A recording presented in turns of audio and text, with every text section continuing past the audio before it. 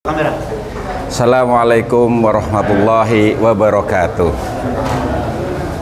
Alhamdulillahilladzi nahmaduhu wa nasta'inuh wa nastaghfiruh wa na'udzu billahi min syururi anfusina wa min sayyiati a'malina may yahdihillahu fala mudhillalah wa may yudlil fala hadiyalah. Alhamdulillah, marilah kita selalu istiqomah menghadiri semua kajian-kajian dimanapun berada. Alhamdulillah GKB, GKA di seluruh Gresik kajian tinggal milih. Dan jangan lupa subscribe Surga 2, 3, 4. Like jangan lupa, karena like dan subscribe sama halnya dengan amal jariah. Selama YouTube itu dilihat, Anda mendapatkan pahala jariah. Wabillahi taufik wal hidayah. Wassalamualaikum warahmatullahi wabarakatuh. Di antara kelebihan dan keutamaan yang Allah Ta'ala janjikan adalah sholat subuh secara berjamaah dan sebelumnya sholat isya secara berjamaah. Kelebihan isya berjamaah dan subuh berjamaah telah disampaikan oleh Nabi Muhammad sallallahu alaihi wasallam dalam hadisnya seperti ibadah satu malam suntuk. Jadi bagi siapapun yang ingin mendapatkan ganjaran pahala malam ini seperti ibadah mulai tenggelam matahari sampai fajar tiba, caranya isya berjamaah, subuh berjamaah. Man shallal isya'a fi jama'atin faka'annama qama nisfal lail, wa man shallal subha fi jama'atin faka'annama qama al-laila kullah. Jikalau kita isya'nya berjamaah, maka Allah Subhanahu wa ta'ala memberikan ganjaran separuh malam, itu semuanya dihitung ibadah. Dan apabila seseorang subuhnya setelah isya' itu ada niatan ingin berjamaah, kemudian berjamaah subuhnya, maka akan dihitung pahala seperti ibadah satu malam. Dengan ini keterangan, kata ulama, adalah teori yang paling mudah untuk mendapatkan malam Lailatul Qadar. Amin Allahumma. Cara semacam ini, kalau kita mau seandainya ibadah sampai fajar, kelihatannya agak susah. Atau mungkin mau ibadah sampai setengah malam pun juga kelihatannya agak berat. Maka trik dan teori yang paling mudah, kata Rasulullah, agar dihitung ibadah satu malam, wabil khusus malam-malam witir yang akan datang ini, maka usahakan isya'nya berjamaah, subuhnya berjamaah. Maaf loh nggih, walaupun gak melok tarawih, maaf, walaupun gak melok. Seandainya ada orang punya kesibukan yang tidak bisa dipending, ingat, isya'i jamaah, subuhi jamaah, itu sudah cukup. Sudah cukup, apalagi bisa nderek tarawih berjamaah, witir berjamaah, diiringi dengan tadarrusan. Alhamdulillah, sebelum sahur bisa ikut beberapa rakaat tahajud dan sholat malam. Itu merupakan suatu kelebihan dan keutamaan yang diberikan oleh Allah Subhanahu wa ta'ala. Maka oleh sebab itu, sampai nanti di penghujung daripada bulan Ramadan, bagi orang yang ingin mendapatkan barokah Lailatul Qadar, atau mungkin percikan daripada Lailatul Qadar, trik yang paling mudah, gampang, isya'nya berjamaah, subuhnya berjamaah. Mudah-mudahan bisa dikerjakan secara istiqomah. Amin ya rabbal alamin. Hadirin hadirat yang dirahmati Allah Subhanahu wa ta'ala, ada jenis dua ibadah, dua-duanya fardu, yang selalu diterangkan oleh Allah Ta'ala berdampingan. Setiap ibadah itu disebut, satunya mesti disebut. Setiap satunya disebut, yang itunya juga disebut. Napa kinten-kinten? Ayo napa kira-kira? Sing ngeroh tak kasih hadiah. Napa? Salat kalian zakat. Aqimus sholata wa atuz zakah. Ini di dalam Al-Quran, setiap ada keterangan kerjakan sholat mesti setelah keluarkan zakat. Tidak pernah disebutkan secara per individu, nggak pernah. Ketika ada keterangan zakat mesti embel-embel sebelum sholat. Ketika ada keterangan sholat mesti setelahnya keterangan tentang zakat. Shallu ala Nabi Muhammad. Karena inti orang hidup ini dua, hablum minallah, yaitu lambangi aqimus sholat, wa hablum minan nas, yaitu lambangnya wa atuz zakah. Ibadah mahdhah dan ibadah ghairu mahdhah. Sholat kaya nopo panjange lamanya, nek zakate gak metu sholate ora diterima. Zakat kaya nopo berapa M monggo dikerjakan, tapi nek mboten salat zakate juga enggak diterima. Jadi antara salat kali zakat merupakan hal yang selalu bersamaan. Nek tiang muslim niku salat maka kedah zakat, nek tiang muslim niku zakat maka kedah salat. Understand? Yes, alhamdulillah. Berarti nyambung ini. Kalau kita ngantuk-ngantuk nih. Lah, terkait tentang ini urusan, maka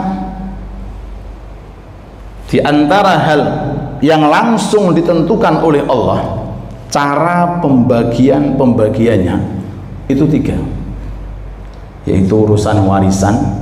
Gak iso wong melok-melok ngatur niku mboten sah. Urusan warisan langsung dari atas. Yang jenenge wong lanang niku urung gendongan, jenenge wong wedok sah.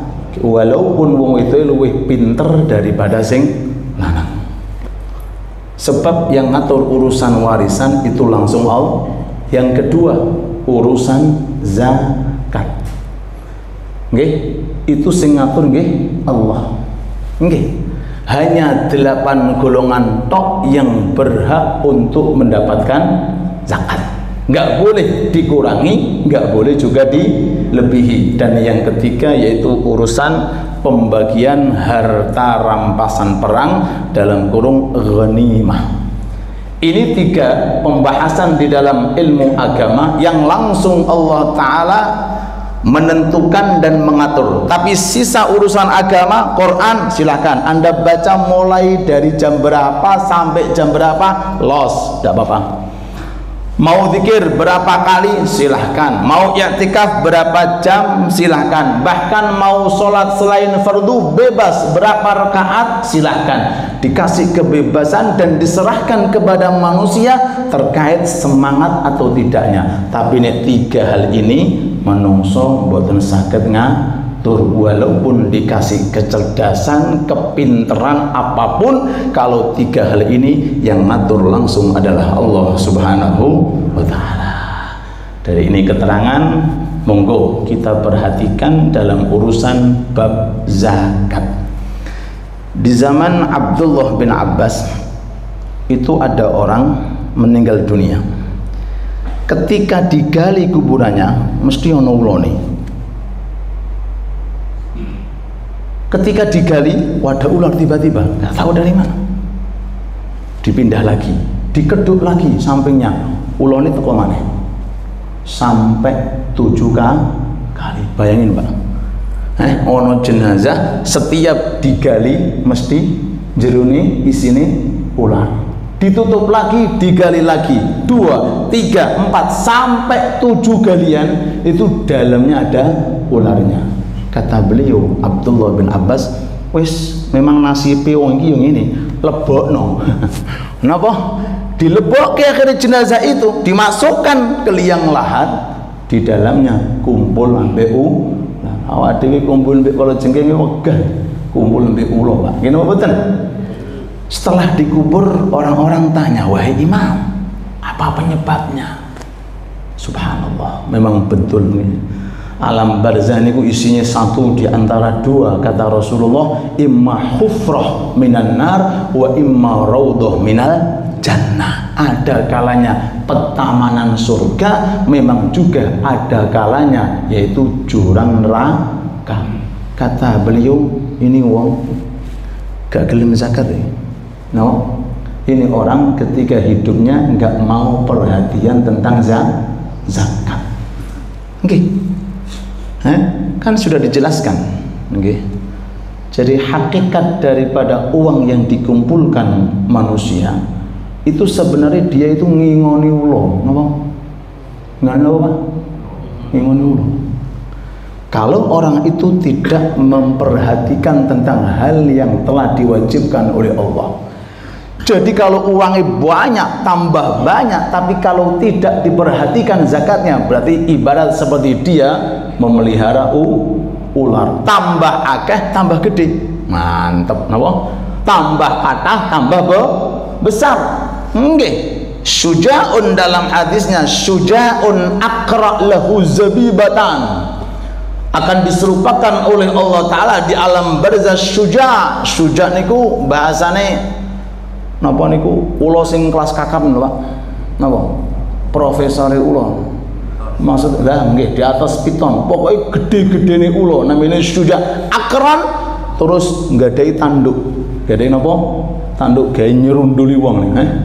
Akra lahu zabibatan. Memiliki taring Pak, wis ono tanduke ono taringi, itu selalu menyengat terus dan menerus bagi orang yang kurang perhatian tentang zakat. Tapi sebaliknya, kalau seseorang itu perhatian dengan zakat, maka melalui zakat yang dikeluarkan, harta itu akan ditambahi oleh Allah dan akan diberkahi oleh Allah. Ma halaka malun fi barrin wala bahrin illa biman izzakah. Kalau orang itu hartanya selalu dizakati kalau sudah tiba, apalagi sambil diinfakkan, disodakohkan yang secara sunnah, walaupun itu di daratan, walaupun itu di atas lautan, akan dijaga, akan dirawat, akan dipelihara oleh Allah Subhanahu wa ta'ala. Di kota Hadramaut, persisnya daerah Sewon. Ini guru saya kalau cerita, ya, Habib Umar yang kemarin pernah di Punti niku Joko Samudro. Nah, niku guru saya, Habib Umar. Niku beliau pernah cerita di Sewon itu ada sawah, kathah milik fulan, milik fulan, milik fulan. Suatu ketika datang yang namanya walang, belalang, atas izin Allah Ta'ala menghabiskan semua tanaman kecuali satu ladang. Kalau imut namanya pun milik Habib Ja'far bin Syekh. Semua ladang habis, tuntas, entek. Cuma belalang ini kiriman dari Allah, jadi sing ngatur pangeran. Iki entekno, iki ojo, bayangin Pak, belalang Pak, hayawan kok ngerti lho, iki ojo dihabiskan, iki mono nggone wong apik, nggone wong soleh. Kalau sudah datang panen, pasti dikeluarkan sesuai dengan aturan agama. Bayangin Pak, kok iso? Bayangin, sapa sing ngremot Pak? Nek mboten pangeran, mestinya kan nggih. Mestinya nggih sampinge kenapa wong jenenge hayawan belalang, apalagi nek wis wetenge lesu gak ngurusi milik sapa del-del. Tapi subhanallah, janjinya Kanjeng Nabi niku, barang siapa yang mau mengeluarkan zakat sesuai dengan ketentuan agama, maka hartanya akan dijaga oleh Allah. Kata beliau, lihat ini, sopo sing ngatur belalang? Dan siapa yang ngasih ilham belalang bahwa ini ladang jangan dimakan karena ini ladang diberkahi oleh Allah, karena ini rizki diberkahi oleh Allah Subhanahu wa ta'ala. Sehingga dari ini keterangan ulama besar di kota Madinah, Habib Zain bin Semit Ibrahim bin Habib Zain bin Ibrahim bin Smith, beliau mengatakan kekeliruan orang mengeluarkan zakat itu banyak sekali. Di antara satu, zakatnya enggak sesuai dengan takaran. Zakatnya enggak sesuai dengan takaran. 100 juta itu ambil 500 juta Pak. Gini Bang, bener-bener sama 2,5%, tapi kan nilainya beda. Yang 1 M beda dengan yang 100 juta, apalagi 1 billion. Kenapa 1 billion itu? Kira-kira digelar sak GKB. Beda, walaupun 2,5% sama, cuma persenannya otomatis beda. Dia mengeluarkan zakat tapi enggak diterima, seakan-akan tidak mengeluarkan zakat. Ini pertama. Yang kedua, kadang-kadang ada orang enggak genah napa niku jamu tamu. Senengan niku jamu tamu diniati ngetok ke zakat. Lho lah. Bener apa bener? Cek enak ini. Ayo tamu nomahku yo. Kasih sarung, kasih nopo diniati ngetok ke zakat. Lah tamu niku modele sapa? Apakah termasuk satu di antara 8 golongan, atau mungkin kanca-kancane dhewe? Atau mungkin tangga-tangganya dini? Ini termasuk kesalahan juga. Jadi suka untuk menjamu tamu, suka untuk nopo? Membukakan pintu untuk tamu, tapi diniati itu termasuk zakat. Niki juga keliru. Di antara kekeliruan kata beliau, gaji karyawan. Napa? Gaji karyawan tiap bulan diniati ngetoke zakat. Nah, ini keliru Pak. Jadi dia punya karyawan 10, 20, 30, 100, setiap bulan tak gaji karyawanku, tak niati ngetoke zakat. Niki nggih salah. Iku di antara kekeliruan. Malih di antara kekeliruan yang terjadi nopo? Kadang-kadang ada orang itu tambah nemen iki blas babar pisan gak gelem ngetokke zakat. Iki sing jenenge ulane tambah gede niki. Napa niki? Ulane tambah besar. Itu di antara hal-hal yang menyebabkan kenapa duit akeh tapi sithik ae mlebu masjid kok ora yo. Niku lho Pak. Kenapa uang banyak untuk fakir miskin cek abote? Kenapa uang banyak digunakan untuk infak kok berat? Jawabannya sebab Allah Ta'ala nggak mau menerima. Loh ngoten Pak. Allah Ta'ala mboten mau menerima. Jadi Allah Ta'ala pilih-pilih iki mono masjidku. Aku cukup sing bersih, sing halal, sing barokah. Lalu napa leres? Nggih, lho jenengan mawon nggih ngoten, nggak ada omah apik. Mosok nglebono larahan, Pak? Di rumah saya gede, mosok sampah-sampah dimasukkan?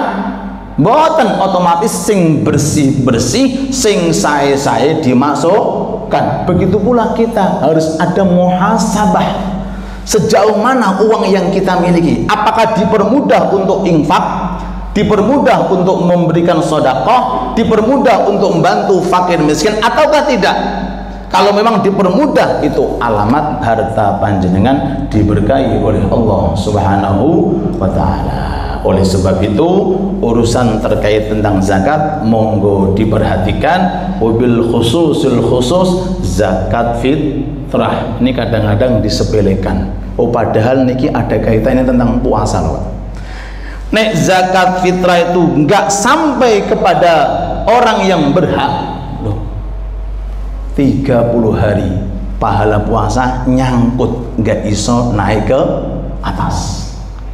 Atau mungkin zakat bebas diberikan kepada siapapun, atau mungkin disepelekan, ditunda sampai kemudian lupa nggak mengeluarkan zakat fitrah. Puasa selama 30 hari niki gantung mu'allak di tengah-tengah antara bumi kalian langit. Dari ini keterangan wonten setunggalipun Habib Abdullah bin Husain bin Thahir, salah satu ulama besar di Indonesia ini, banyak karangannya, diantaranya kitab Sulamut Taufik. Itu beliau mimpi, dalam mimpinya pahala puasane gak naik, ngambang ning tengah-tengah antara bumi kalian langit. Dan Rasulullah pun juga sudah bersabda bahwa saumu Ramadhana mu'allaqun bainas sama wal ardi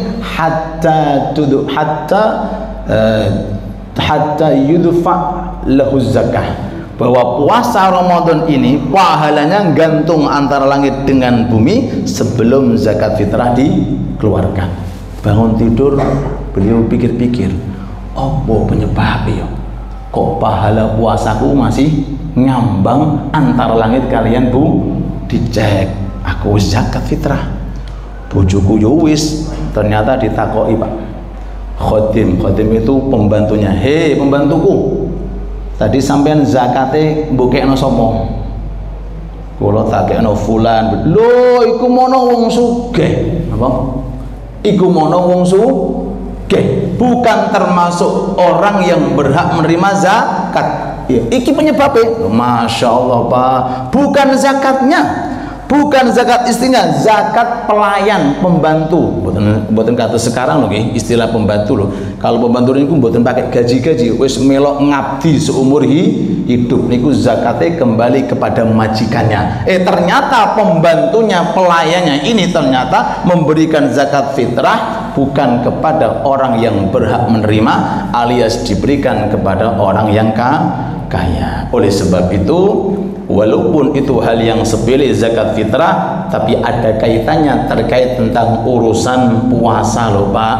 Capek, letih, ngorong, lapar jangan sampai tersia-siakan dikarenakan karena boten mengeluarkan zakat fitrah atau salah untuk menyikapi daripada zakat fitrah. Zakat fitrah ada 5 waktu.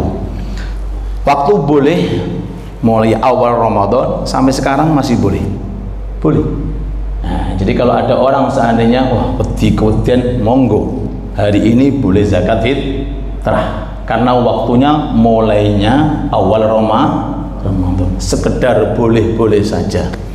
Yang kedua, waktu yang afdal, yaitu dikeluarkan sebelum sholat id dilaksanakan.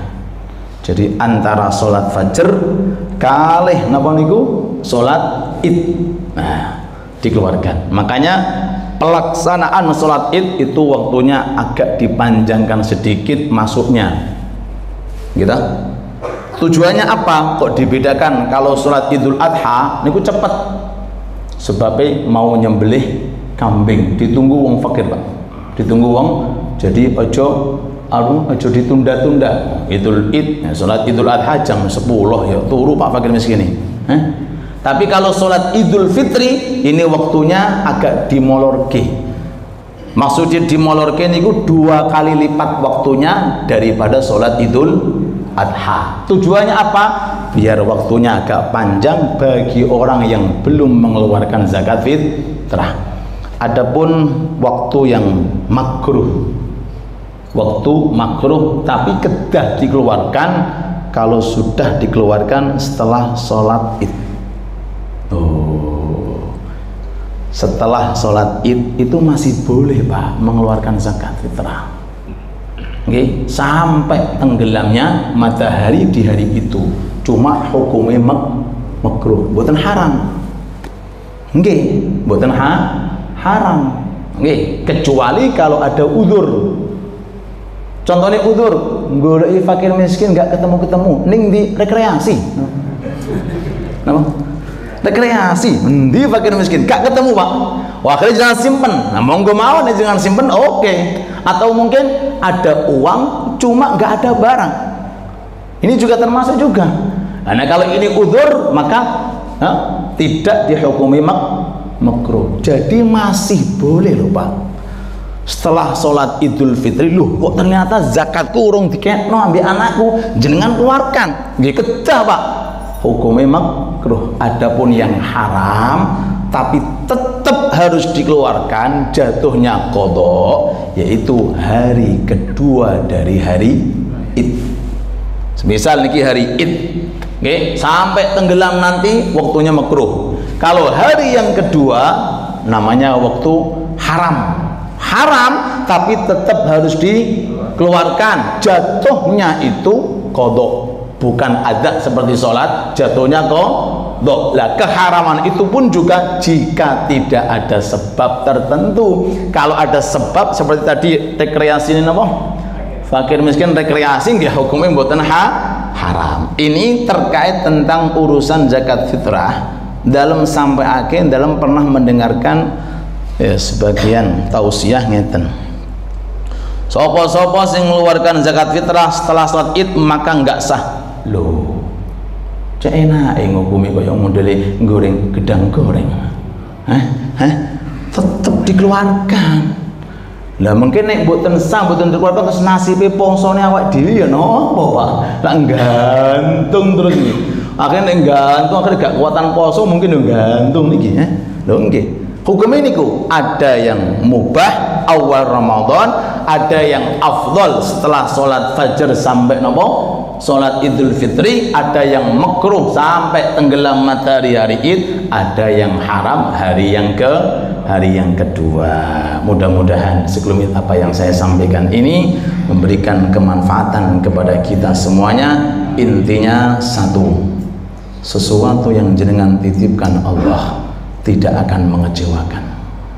Gina punggi, niku kaidah tidak pernah mengecewakan. Justru yang mengecewakan kalau kita titipkan ning gone makhluk, betul-betul digondol wong.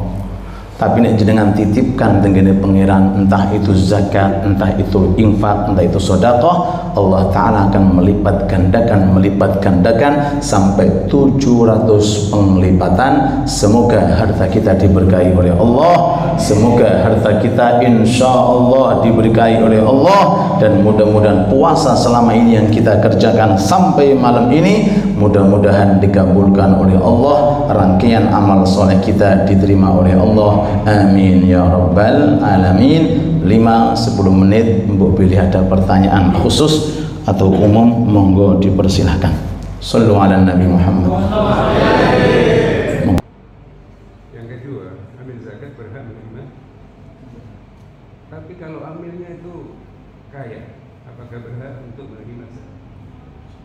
Yang kedua, masalah lainnya, kita sholat Jumat masbuk, menjadi makmum masbuk. Kita datang, imam sudah rukuk yang kedua. Kita datang, kita rukuk, tapi imam sudah berdiri. Apakah nanti setelah imam salam tetap kita mengerjakan 2 rakaat atau bagaimana? Terima kasih. Zakat, menerima zakat walaupun kaya. Ini cuma ini ketok pembahasannya walaupun kaya. Kayanya walaupun punya Alphard 20. Tapi kalau statusnya statusnya amil. Definisi amil niku sinten? Apa setiap orang boleh jadi amil? Wis kono dadi amil. Orang yang sudah ditentukan dari pihak atasan. Kalau zaman dahulu namanya hakim. Hakim itu presiden. Mungkin kalau enggak presiden ya setelahnya Pak, napa Pak? Gubernur. Kalau enggak gubernur ya setelahnya Pak, napa Pak? Bupati. Kalau enggak setelah bupati nggih camat. Wis mentau ora kok RT RW gak masuk RT RW niku. Camat. Niki sering dalam diskusi kalih para satid niku ya mestine ngeten. Jadi dari pihak Gresik sendiri sudah ada badan untuk nopo penentuan amil tiap tahun. Ngoten. Fulan di masjid ini seandainya fulan, tanda tangan sudah sah dari pihak atasan. Kalau sudah sah dari pihak atasan, maka statusnya amil. Tapi kalau perorangan yang mengangkat, apalagi dengan cara musyawarah sampai amil-amil, ini belum bisa dikategorikan amil. Kalau sudah betul amil sah dari atasan, maka walaupun kaya, dia berhak mendapatkan zakat. Ini sekedar masukan. Kalau memang kita lebih berhati-hati, maka hindarilah. Mau nggak mau, maka mungkin boten wonten masalah. Jangan mengambil zakat tapi mungkin pakai biaya operasional. Artinya mungkin beras biasanya di luar sana harganya 3 kilo itu 1 juta. Ning kene dadi 2 juta ngono Pak. Maaf kalau misalnya harga berasnya 3 kilo itu berapa sekitar? 50 lah, 50 mungkin temeriki 55. Tapi aja woro-woro, ning kono 50 nih, aja woro-woro lagi. Itu boleh. Jadi 5.000-nya mungkin sebagai nopo bahasanya upah atau mungkin bahasanya nopo memberikan tenaga lah, tenaga. Itu lebih selamat daripada harus mengambil zakat. Sebab amil definisinya ngoten. Orang-orang yang sudah ditentukan langsung dari pihak atasan. Jadi antisipasi apa itu istilahnya itu untuk menghindari hal sing boten kita inginkan, boten wonten napa-napa, boten wonten masalah. Itu akad jual beli sah, ya, tanpa perlu mengetahui pun juga nggak ada masalah. Orang pun juga nggak akan beda-bedakan, nggih. Atau mungkin langsung terus terang, pokoknya sing 5.000 untuk biaya operasi dan insya Allah itu orang akan legowo. Ini lebih enak, lebih primpen, lebih berhati-hati. Khawatir tadi mereka sudah mengeluarkan zakat, ternyata diambil oleh orang yang tidak berhak menerima zakat. Akhirnya puasa nih gantung. Statusnya para perwakilan atau mungkin para pentakmiran ini sekedar wakil, bukan penerima, sampai pernah saya ditanya ini urusan zakat di sekolah-sekolah, berase siji tapi sing tuku wong 10, sana mboten sah. Kalau jual beli nggih harus ada barangnya. Jadi kalau 10 siswa nggih 10 beras, nggak cukup 1 sebagai napa bahasane Pak? Contohan, mboten saged. Karena ini beras milik siswa yang pertama. Saya beli dengan harga sekian Bapak dan saya wakilkan untuk mengeluarkan. Ini milik fakir miskin fulan. Datang siswa kedua, ini beras nggak sah untuk dijual beli sudah. Karena sudah milik fakir fulan. Itu kita sekedar panitia saja. Panitia itu cuma menyimpan, nanti akan kita serahkan. Nah, nasib siswa yang kedua beli beras, mana berasnya? Ini sudah milik orang, milik siswa yang pertama, atau mungkin sudah diserahkan kepada hak kepemilikan fakir miskin. Berarti harus perlu beberapa beras. Setiap ada orang datang harus diserahkan berasnya. Ini beras jenengan ditumpukkan, ini yang sudah diniati, yang sudah akan disalurkan, ini yang belum, sehingga jual beli sah terlebih dahulu sebelum ada akad untuk menyalurkan yang namanya zakat. Shallu ala Nabi Muhammad. Yang kedua terkait tentang urusan sholat jamaah untuk sholat Jumat. Nah, ini masalah jarang dibahas. Makanya alhamdulillah ada pertanyaan temeriki. Kesimpulannya, orang dikategorikan dapat Jumatan itu kalau mendapati 1 rakaat dengan imam. Orang dikategorikan dapat Jumatan, sah Jumatannya itu harus dapat 1 rakaat. Baik itu dia dapat rakaat pertama, rakaat kedua mufaraqah langsung mulai, dia oleh. Rakaat pertama nih dia ikut dengan imam, waduh, saya sungguh rakaat kedua, terus dia mufaraqah, maka mufaraqah Pak, ngelakoni di kesusu mulai, potongnya lesu, oleh. Wongnya teko oleh. Atau yang kedua yang disampaikan, datang orang dari luar, tuk, masuk, ternyata dia masbuk, belum sempat baca Fatihah, imam sudah ruku. Kalau masbuk jangan baca Fatihah. Niku enake jamaah, cuma aja tinggal langganan. Nah, kadang ilmu ngeten iki, wah, untuk ilmu baru, Ustaz, terima kasih, tinggal langganan. Yo coba.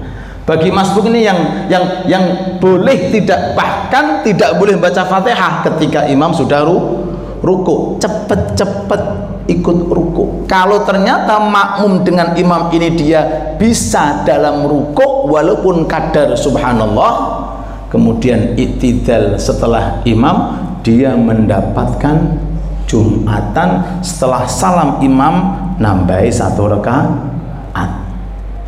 Tapi kalau seandainya orang datang mendapati imam, pas imam ini ruku, dia baru takbir, di tengah-tengah imam niku bangun dari ruku, dia baru terjun, dia enggak mendapati 1. Apalagi sing mendapati tasyahud terakhir, tambah nemen, itu enggak mendapati Jumatan. Imam salam 4 rakaat zuhur dikerjakan. Loh Pak, imam salam 4 rakaat sholat niate tetap usolli fardhul jum'ah, walaupun dia yakin bahwa dia itu mengerjakan zuhur, tapi niatnya tetap jangan sholat zuhur, mami jumatan dengan zuhur, tetap niatnya jumatan walaupun prakteknya 4 rakaat. Jadi khusus sholat Jumat harus mendapati 1 rakaat. Lah mendapati 1 rakaat itu hitungannya kalau makmum mendapati rukuknya imam dalam kondisi tumakninah kadar membaca subhanallah. Kalau mendapati i'tidal mboten masuk, apalagi sujud, apalagi tasyahud yang terakhir. Ini terkait tentang Jumatan, dan banyak sekali yang kita lihat kadang-kadang itu ada orang terlambat pas masuk ke masjid dalam kondisi tasyahud akhir, salam imam dia 2 rakaat. Berarti Yonaya ini dia nggak Jumatan. Saya sudah sholat, sampean salah. Niki pentingnya ilmu agama. Nek salah tanggungan akhirat, tapi nek salah ngerangkit HP, efek apa tentang akhirat? Mboten menapa. Kowe salah ngerangkit HP, kowe salah ndandani sepeda motor, kamu salah membuat rumah, nggak ngepek. Paling-paling digremengi wonge ngoten mawon. Tapi nek salah ilmu agama, sampai di akhirat, piye Jumatanku, piye puasaku, piye wuduku, ya piye mau kembali ke dunia. Dunia sudah tidak ada, yang ada adalah akhirat. Dari hal semacam ini penting kita untuk mencari ilmu. Mudah-mudahan ilmu kita diberkahi oleh Allah, amin ya rabbal alamin. Cekap untuk mari.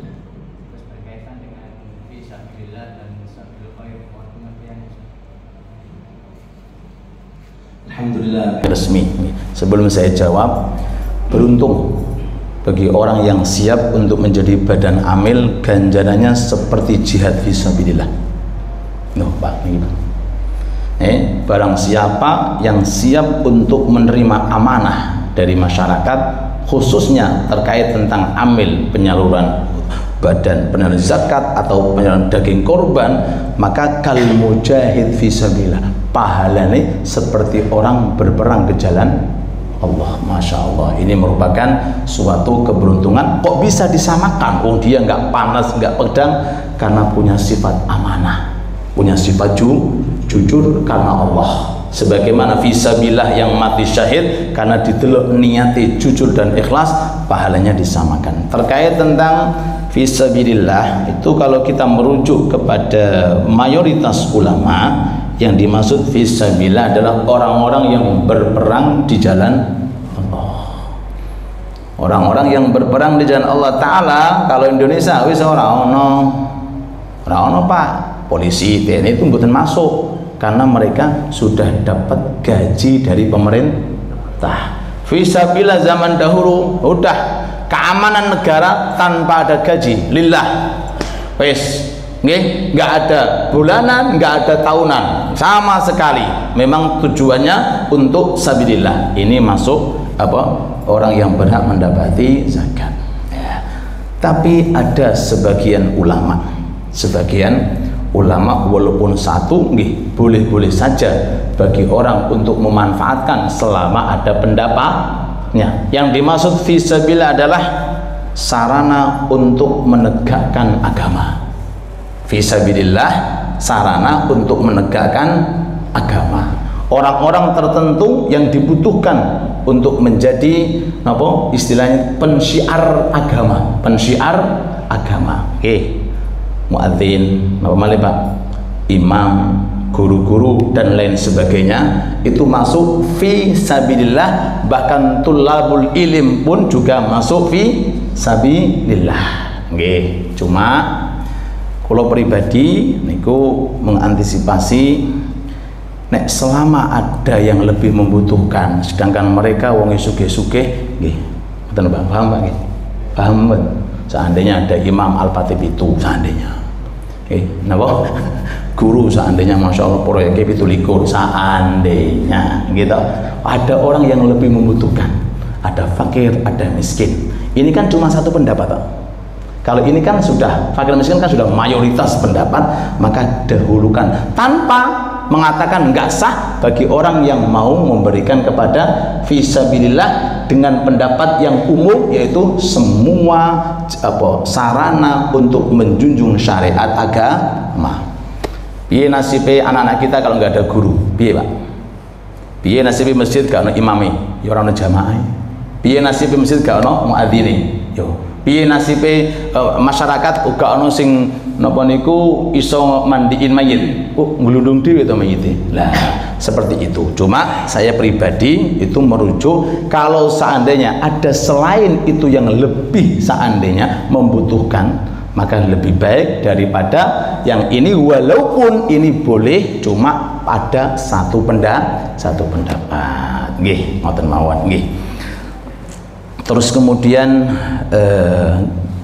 zakat itu kan digalang tujuannya untuk mengentas kemiskinan, nggih, bukan menambah atau mengistiqomahkan miskin. Ngertos? Mengistiqomahkan miskin. Ya wong iku tiap tahun kan sakno Pak. Lah, sebenarnya zakat itu kalau betul-betul dikeluarkan seperti mestinya, saya kira gak ada orang miskin Pak. Sing duwe hotel 17.000 piye jenenge zakate? Wah, sing duwe gede-gede niku Pak. Nggih. Lah, maka caranya seandainya ada daerah 8 miskin, usahakan tahun depan 7. Bagaimana caranya? Yang satu dikasih uang banyak dengan catatan buatmu modal supaya tahun depan dia bisa mengeluarkan zakat. Tahun depannya lagi ada ketambahan orang kaya jadi 6, tahun depan lagi jadi 5. Orang kok molu terus, kadang-kadang sampai tambah 9, tambah 10. Ya kenapa? Karena itu boleh-boleh saja. Ada orang melakukan zakat dikasih 20.000, yo akhirnya yo miskin istiqomah. Tapi kalau kedek 20 juta, mantep. Tapi harus ngoten, kudu gawe modal ya. Nek mbok gawe dolanan tahun depan gantuk, ngoten. Diutin-utin ngono, akhirnya dia napa bekerja entah ini akhirnya punya lahan, Masya Allah tahun depan iso membantu mengeluarkan zakat seperti itu. Wallahu taala alam. Pun cekap masih ada satu pertemuan minggu yang akan datang. Mudah-mudahan Masjid Al-Ukhuwah dimakmurkan oleh Allah. Mudah-mudahan Masjid Al-Ukhuwah diberkahi oleh Allah. Mudah-mudahan yang infak, yang sedekah, yang memasukkan hartanya fi sabilillah ini, mudah-mudahan umurnya dipanjangkan oleh Allah, umurnya diberkahi oleh Allah, rezekinya dilancarkan oleh Allah, usahanya diberkahi oleh Allah, diberikan kesehatan, sehat jasmani, sehat rohani berkat Ramadan, dan dipanjangkan umurnya fi taatillah, keluarganya ditambahi keluarga sakinah, mawaddah dan rahmah, dan putra-putrinya ditata oleh Allah, dijaga oleh Allah, diatur oleh Allah, dijadikan alim ulama insyaallah, saleh salehah, dan mudah-mudahan apa yang sudah dimasukkan untuk masjid ini secara khusus dan masjid yang lainnya menjadi jariah saat kita semuanya berada di alam barzah, dan insyaallah kita ambil di surga abadi kekal selama-lamanya, tidak akan mungkin setengah dan habis. Rabbana atina fid dunya hasanah wa fil akhirati hasanah wa qina adzabannar. Allahumma inna nas'aluka al-istiqamah, nas'aluka al-afiyah, nas'aluka indal maut husnal khatimah. Wa sallallahu ala sayyidina wa nabiyyina Muhammad wa alihi wa sahbihi wa sallam. Walhamdulillahi rabbil alamin. Amin. Bisirril Fatihah.